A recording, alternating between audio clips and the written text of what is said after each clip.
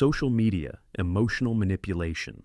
In 2012, Facebook ran a secret experiment on 689,003 users without their knowledge or consent. For 1 week, Facebook manipulated the news feeds of these users. Some saw more positive posts, others saw more negative posts. Facebook wanted to see if they could alter users' emotions by controlling what content they saw. The experiment worked. Users who saw more negative content posted more negative content themselves. Users who saw positive content became more positive. Facebook published the results in a scientific journal in 2014, and only then did the public learn they'd been experimented on. The backlash was significant, but Facebook faced no real consequences. And here's the critical part. This type of experiment never stopped. It's still happening. Every social media platform runs continuous experiments on emotional manipulation. They're testing what content makes you angry, sad, happy, or afraid. They're measuring how different emotions affect your engagement, how long you stay on the platform, how many ads you see, how much you interact. Your newsfeed isn't chronological anymore. It's algorithmically curated based on what the platform has learned will keep you engaged. And engaged often means emotionally activated. Right now, you're part of this experiment. Every time you open a social media app, the content you see has been selected by algorithms that are A/B testing different emotional manipulation strategies. Maybe you're in the group that sees more outrage-inducing political content because the algorithm learned you engage more when you're angry. Maybe you're in the group that sees more anxiety-inducing news because the algorithm learned fear keeps you scrolling. The platforms will tell you they're just optimizing user experience or showing you relevant content, but that's semantic camouflage. They're running psychological experiments to determine the most effective ways to manipulate your emotional state to maximize engagement and add revenue. You didn't consent. You probably don't even realize it's happening. But you're a test subject in one of the largest behavioral psychology experiments in human history. The data from these experiments is valuable beyond just keeping you on the platform. It's used to build detailed psychological profiles that predict how you'll respond to different types of content, products, and messages. Political campaigns buy access to this data. Advertisers use it to craft messages that exploit your specific emotional vulnerabilities. Foreign actors use it to spread disinformation, tailored to manipulate specific psychological profiles. You can't opt out of this experiment because opting out means not using social media at all. And for many people, that's not realistic given how integrated these platforms are into modern life. So, the experiment continues, constantly refining its understanding of how to manipulate human emotion at scale. Location tracking and movement prediction. Your smartphone knows where you are right now. It knows where you were an hour ago. It knows where you were last Tuesday at 3 p.m.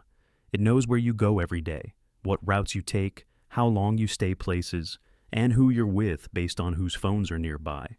This isn't speculation. This is documented reality. And this data is being used in experiments you never agreed to. In 2018, an investigation revealed that Google was tracking Android users' locations even when they had location services turned off. Google was collecting location data from cell tower information and Wi-Fi networks. The company claimed this was to improve user experience, but it was also feeding massive data sets used to predict human movement patterns. Multiple companies, Google, Apple, Facebook, and dozens of others, are running ongoing experiments in movement prediction. They're testing whether they can predict where you'll go before you go there. The applications are obvious for advertising. If they can predict you'll be near a Starbucks in 15 minutes, they can serve you a Starbucks ad. But the implications go far beyond advertising. Insurance companies are experimenting with location data to assess risk. They want to know if you frequently visit hospitals, bars, or dangerous neighborhoods. Employers are using location data to verify that employees are actually working. Governments are using it for surveillance, tracking protests, monitoring immigration, and implementing predictive policing. Right now, multiple apps on your phone are tracking your location continuously. Not just Google Maps when you're navigating, dozens of apps that have no obvious need for location data are collecting it. That flashlight app, it's tracking your location. that weather app, tracking, that game, tracking. They're selling this data to data brokers who aggregate it into comprehensive profiles of your movements. In 2019, the New York Times acquired a dataset of 50 billion location pings from 12 million Americans' phones. They could track individuals' movements with frightening precision, showing when people visited psychiatrists, abortion clinics, or had extramarital affairs. The data was supposed to be anonymized, but the Times easily identified specific individuals. The experiment isn't just about collecting your location data. It's about testing how accurately they can predict your future behavior based on past movement patterns. Research has shown that human movement is about 93% predictable. The remaining 7% is what these experiments are trying to crack. If they can predict your movements with near certainty, they can predict and influence your decisions. You're part of this experiment every time you carry your smartphone. The data is being collected, analyzed, and used to build predictive models. And unlike traditional research, which would require your informed consent, this happens automatically through terms of service agreements you never read. Dynamic pricing discrimination. Have you ever noticed that the price for a product online changes when you check it from different devices or at different times? That's not a glitch, it's an experiment. Companies are running massive dynamic pricing experiments to determine the maximum price each individual customer is willing to pay. You and the person next to you might see completely different prices for the same product, because algorithms have determined you have different price sensitivities. Airlines pioneered this with ticket prices that fluctuate based on demand, but the practice has expanded dramatically. Amazon, Uber, hotels, and countless other companies are experimenting with individualized pricing. They're testing whether showing you a higher price based on your browsing history, location, device type, or time of day will maximize their revenue. The experiment works like this. Algorithms track your behavior, what you browse, how long you look at products, whether you've searched for the product elsewhere, what device you're using, your location, and hundreds of other data points. Based on this data, the algorithm predicts your price sensitivity and shows you a customized price. If the algorithm thinks you're wealthy or desperate for the product, you see a higher price. If it thinks you're price sensitive, you see a lower price. In 2000, Amazon was caught charging different customers different prices for DVDs. After backlash, Amazon claimed it was just a random price test and wouldn't do it again. But evidence suggests the practice never stopped. It just became more sophisticated and harder to detect. Uber's surge pricing is a visible form of this, but the company also experiments with individualized pricing based on user data. Research has shown that Uber charges iPhone users more than Android users because iPhone users tend to have higher incomes. The algorithm has also learned that users with low battery are less price sensitive, they're more desperate for a ride, and charges them more. Right now, every time you shop online, there's a good chance you're part of a dynamic pricing experiment. The algorithm is testing what price will maximize profit extraction from you specifically. Two people looking at the same flight, hotel room, or product might see prices that differ by hundreds of dollars based entirely on what the algorithm predicts about their willingness to pay. The implications extend beyond pricing. These same techniques are being used to determine what interest rate you're offered on loans, what insurance premiums you pay, and even what job opportunities you're shown. Algorithms are experimenting with economic discrimination, testing how much they can extract from different categories of people. The insidious part is that you can't easily detect this. Checking prices in incognito mode helps sometimes, but sophisticated algorithms can still fingerprint your device and track you. You're participating in an experiment designed to extract the maximum amount of money from you personally, and there's no transparency about when it's happening or how the algorithm makes its decisions. Recommendation algorithm radicalization. YouTube, Facebook, TikTok, and other platforms use recommendation algorithms to suggest content you might like. These algorithms analyze your viewing history and suggest similar content. On the surface, this seems helpful, but these platforms are running ongoing experiments in content recommendation that have a documented side effect: radicalization. The algorithms have learned that controversial extreme content generates more engagement than moderate content. Users who watch extreme content watch longer, click more, and return more frequently. So, the algorithms are biased toward recommending increasingly extreme content. This phenomenon has been extensively documented. People who watch one political video get recommended more extreme political videos. People who watch fitness content get recommended extreme diet and bodybuilding content. People who watch content about relationships get recommended increasingly toxic relationship advice. This isn't an accident. It's the result of ongoing experiments in engagement optimization. The platforms are constantly testing which types of content recommendations generate the most engagement. The answer, consistently, is that pushing users toward more extreme content increases engagement. So that's what the algorithm does. Research has shown that YouTube's recommendation algorithm has radicalized users into extremist ideologies. Someone who watches a video about immigration might be recommended increasingly extreme anti-immigration content, leading down a rabbit hole toward white nationalism. Someone who watches videos about healthy eating might be recommended content about extreme diets, leading toward eating disorders. The progression is predictable and documented. Right now, you're part of this experiment. Every recommendation you receive is part of an A/B test. The algorithm is learning whether recommending moderate or extreme content keeps you engaged longer. For millions of users, the algorithm has learned that radicalization works, that pushing people toward extreme views increases engagement, so it continues to do so. Facebook's internal research, leaked in 2021, showed that the company's own researchers warned that the recommendation algorithm was promoting divisive content and radicalizing users. The research found that 64% of people who joined extremist groups on Facebook did so because the algorithm recommended those groups. Facebook knew this was happening and chose to continue the experiment because changing the algorithm would reduce engagement and add revenue. The platforms claim they're just showing users what they want to see, but that's disingenuous. The algorithm isn't neutral. It's actively steering users toward extreme content because extreme content is more profitable. You might think you're making your own choices about what to watch, but the algorithm is experimenting with ways to influence those choices in directions that maximize engagement, often at the cost of pushing you toward increasingly extreme views. Voice assistant recording and analysis. If you have a smart speaker, smartphone, voice assistant, or any device with voice activation, there's something you should know.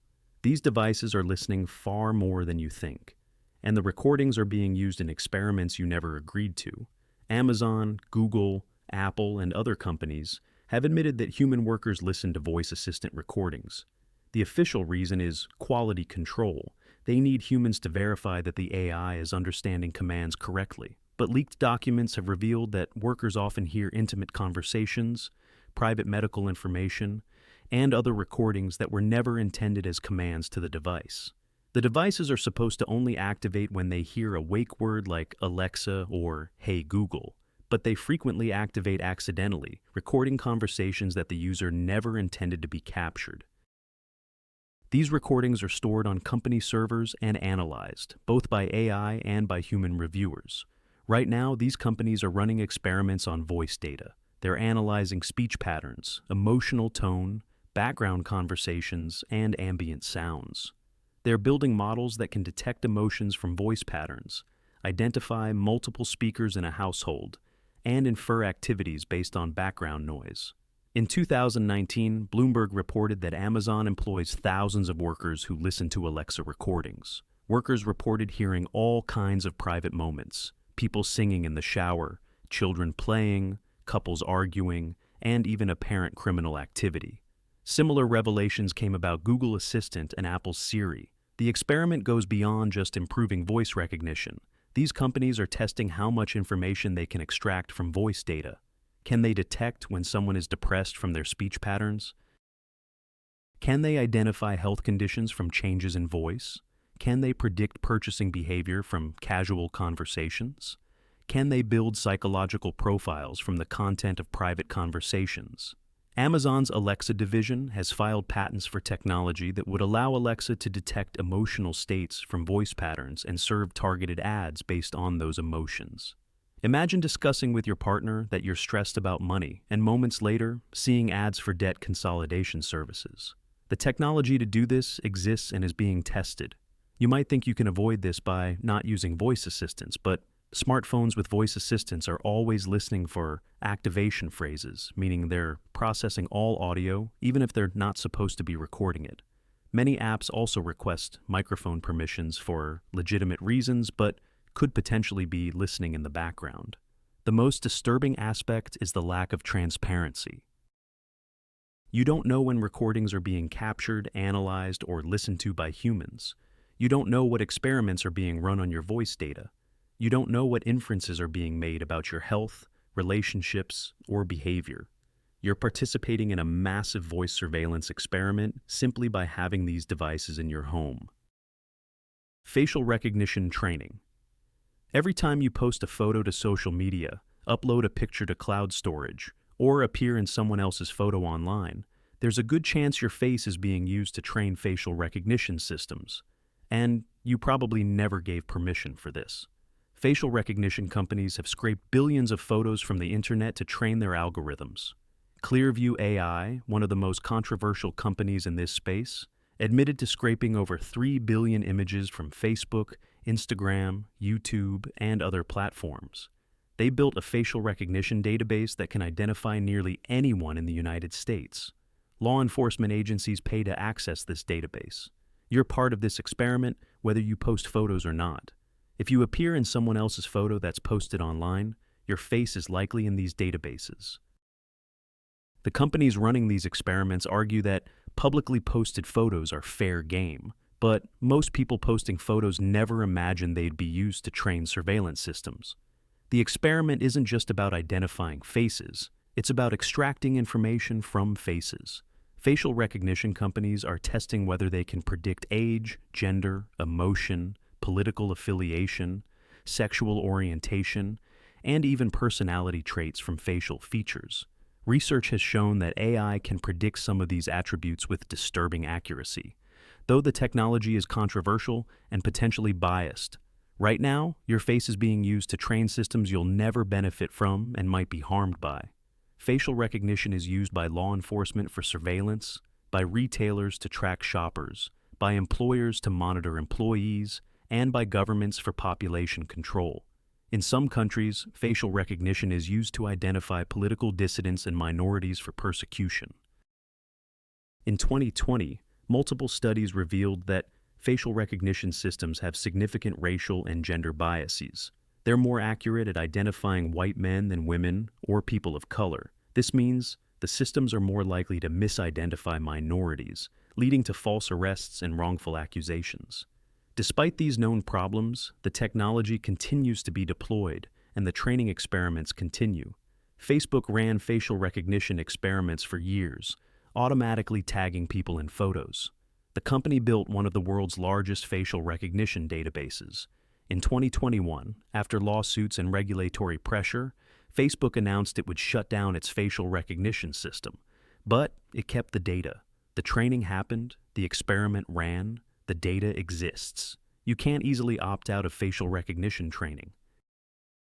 Even if you never post photos of yourself, if you appear in public spaces with cameras, if you appear in other people's photos, or if old photos of you exist online, your face is likely being used. You're part of an experiment to perfect surveillance technology that could be used to track your every movement in public spaces. Behavioral advertising psychology. Every ad you see online is part of an experiment.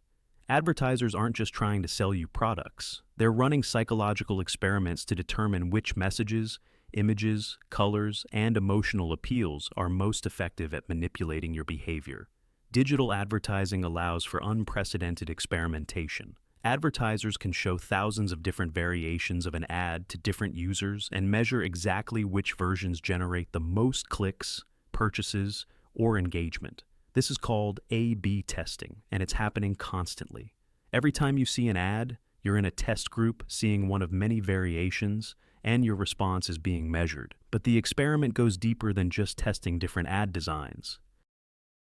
Advertisers are experimenting with psychological manipulation techniques, creating artificial urgency, only 2 left in stock, exploiting fear of missing out, sale ends tonight, leveraging social proof, 10,000 people bought this, and triggering insecurity. Do you have enough retirement savings? Right now, advanced advertising systems are testing how to exploit your specific psychological vulnerabilities. They analyze your browsing history, social media activity, and purchase history to identify your insecurities, fears, and desires. Then they test different ways to exploit those vulnerabilities to sell you products. Facebook and Google both run massive advertising experiments. They've built systems that allow advertisers to target users based on incredibly specific criteria. People who recently got divorced, people who are insecure about their appearance, people who are worried about their finances, people who are susceptible to conspiracy theories. Advertisers can craft messages specifically designed to exploit these vulnerabilities. Research has shown that targeted behavioral advertising can be used to discriminate.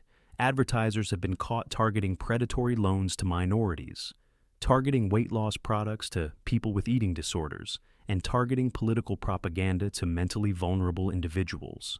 The platforms claim they've implemented restrictions, but leaked documents have repeatedly shown that the restrictions are easily circumvented. In 2021, researchers demonstrated that they could still target ads based on sensitive categories by using lookalike audiences and other workarounds.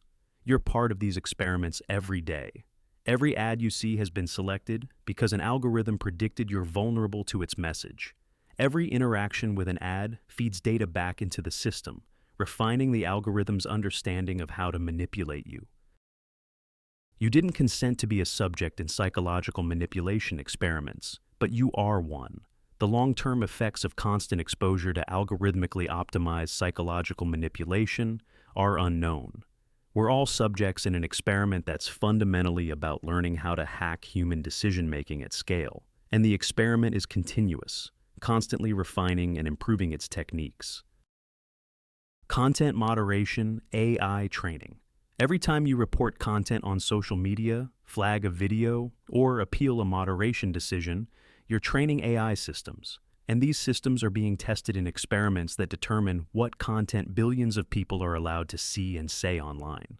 Social media platforms can't possibly have humans review every piece of content, so they use AI moderation systems. These systems are trained by analyzing millions of examples of content that has been flagged, reported, or moderated by humans. Your reports and interactions with content moderation are training data. The experiment is about determining where to draw lines on acceptable speech. The AI learns from patterns in human moderation decisions, but it also learns from patterns in what users flag and what platforms ultimately remove. This creates feedback loops where the AI learns to moderate based not on consistent principles, but on what generates the least controversy or liability for the platform. Right now, these systems are being tested on you. The AI moderation system determines whether your content is shown to others, whether you're shadow banned, your content shown to fewer people without telling you, or whether your account is restricted. You might never know you're being moderated because the systems operate invisibly. Leaked documents have shown that content moderation AI systems have significant biases. They're more likely to flag content from certain demographic groups, more likely to remove political content from certain perspectives, and more likely to misinterpret context and nuance. But because the systems are proprietary, users can't see how decisions are being made. In 2021, Facebook whistleblower Frances Haugen revealed that Facebook's AI moderation experiments prioritized engagement over safety. The company knew its AI systems were failing to catch harmful content, including violent extremism, human trafficking, and suicide content, but chose not to fix the problems because doing so would reduce engagement. You're training these systems through your interactions, but you have no control over how the training data is used. The AI might learn patterns that reflect your biases without you intending to teach those biases. Or the platform might use your training data to build systems that ultimately restrict your own speech. The experiment is also about testing how much censorship users will tolerate. Platforms gradually adjust what content is allowed, testing whether restrictions generate user backlash. They're finding the boundaries of acceptable moderation. How much can they control speech before users leave the platform? Sleep pattern and health data collection. If you use a fitness tracker, smartwatch, or sleep tracking app, you're participating in health data experiments that you probably don't fully understand.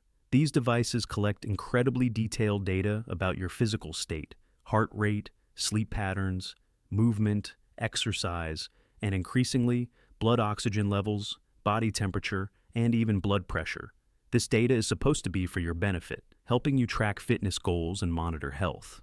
But it's also being used in experiments by device manufacturers, app developers, insurance companies, and researchers.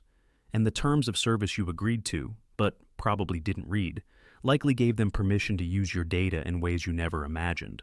Apple, Fitbit, owned by Google, and other companies have admitted that they use health data to train AI systems and conduct research. They claim the data is anonymized, but research has shown that health data can often be de-anonymized because movement patterns and health metrics are highly individual. Right now, experiments are being run to see if wearable devices can predict health conditions before symptoms appear. Can they detect early signs of heart disease from heart rate patterns? Can they predict mental health crises from changes in sleep and activity? Can they identify pregnancy before a woman knows she's pregnant? These sound like beneficial applications, but consider the implications. If your device can predict health conditions, that information could be valuable to insurance companies who want to deny coverage or charge higher premiums. It could be valuable to employers who want to avoid hiring people likely to have health problems. It could be valuable to governments conducting surveillance. In 2019, it was revealed that a prayer app with millions of users was selling detailed location and movement data to third parties. Users thought they were just using an app for spiritual guidance, but they were unknowingly part of a location tracking experiment. Multiple studies have used fitness tracker data without explicit user consent. Researchers have published papers analyzing sleep patterns, exercise habits, and movement data from millions of users. While technically legal under the terms of service, most users never realized their data was being used this way. The experiment also involves testing how much health surveillance people will accept. Companies are gradually increasing the amount of biometric data they collect, testing whether users will grant permissions for increasingly invasive monitoring. Each new sensor and each new device is an experiment in normalizing constant health surveillance. Your sleep patterns, heart rate, and movement data are creating a profile of your health that exists in corporate databases. This profile could be used to deny you insurance, affect your employability, or be sold to data brokers. You are part of a massive health surveillance experiment, and you can't opt out without giving up devices that have become integrated into modern life. Predictive policing algorithms. In cities across the United States and around the world, police departments use predictive policing algorithms that analyze crime data to predict where crimes will occur and who is likely to commit crimes. These systems use machine learning trained on historical crime data, and if you live in a city using these systems, you might be flagged as a potential criminal based on an algorithm, and you'd never know. The experiment is about testing whether AI can predict crime. Police departments feed historical arrest data, 911 calls, and other information into algorithms that identify hotspots where crime is likely to occur and individuals who are statistically likely to commit crimes. Police then increase patrols in those areas and increase surveillance of those individuals. The problem is that these systems create feedback loops. If an algorithm predicts crime will occur in a specific neighborhood, police patrol that neighborhood more heavily, which leads to more arrests in that neighborhood, which feeds back into the algorithm as evidence that the neighborhood is high crime, which leads to even more patrols. Entire communities become trapped in cycles of over-policing based on algorithmic predictions. Right now, if you live in certain neighborhoods, you're more likely to be stopped, questioned, or arrested, not because you committed a crime, but because an algorithm predicted crime in your area. The algorithm might be basing this prediction on historical data that reflects decades of biased policing rather than actual crime rates. Investigative journalism has revealed that these algorithms are often inaccurate and racially biased. They disproportionately flag minority neighborhoods and individuals. In some cities, people have been repeatedly visited by police simply because an algorithm flagged them as high risk, even though they committed no crime. In Chicago, the police department used an algorithm to create a heat list of individuals most likely to be involved in violent crime.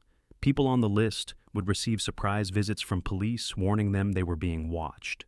Many people on the list had not committed any crime. They were flagged based on social connections, location, and past arrests, even if those arrests didn't lead to convictions. You might be part of this experiment right now.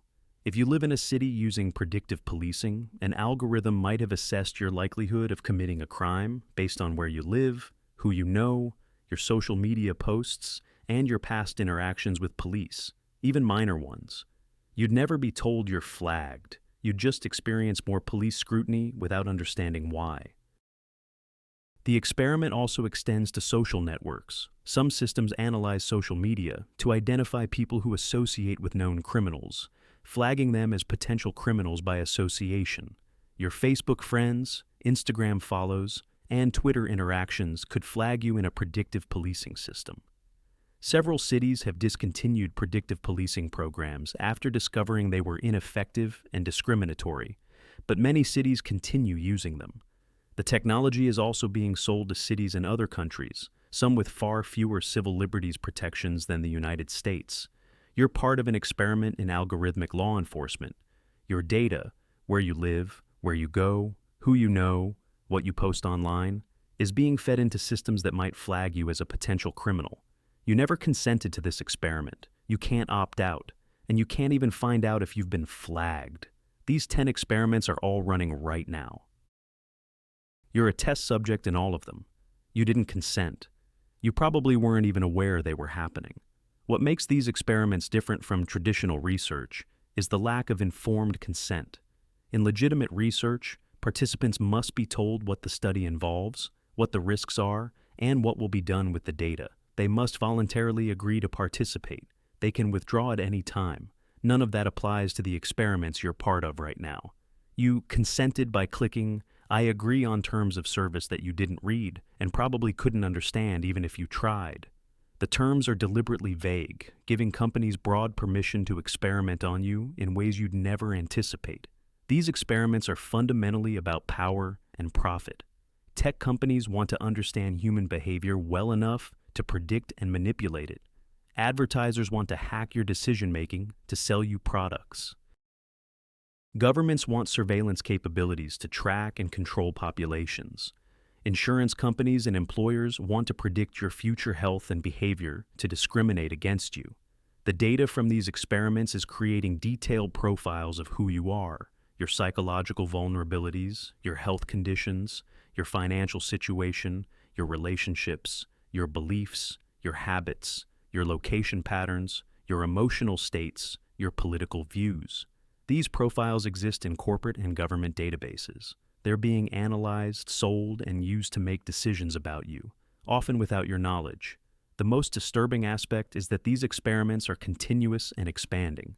Each experiment generates insights that lead to more sophisticated experiments. The systems are learning more about human behavior every day, becoming better at prediction and manipulation. And there's no meaningful regulation stopping this. You can take some steps to protect yourself. Use privacy-focused browsers and search engines, turn off location tracking, limit app permissions, cover cameras, use encrypted messaging, avoid smart speakers, read privacy policies. But these are partial measures. To truly opt out, you'd have to abandon modern technology entirely. No smartphone, no social media, no internet shopping, no cloud services. For most people, that's not realistic. So the experiments continue. Every day you're generating data that's used to refine algorithms designed to predict and influence your behavior. You're a test subject in the largest behavioral research program in human history. And unlike traditional research subjects, you don't get paid, you can't quit, and you'll never see the results of the experiments you're part of. The question isn't whether you're part of these experiments. You are. The question is, what happens when these experiments succeed? When companies can predict your behavior with near certainty, when they can manipulate your emotions reliably, when they can track your every movement, when they know your health conditions before you do, when they can identify you anywhere in public, when algorithms can predict what you'll do before you do it, what kind of world have we created? These aren't future concerns. These experiments are happening now. The data is being collected now. The algorithms are learning now, and you're helping train them, whether you know it or not.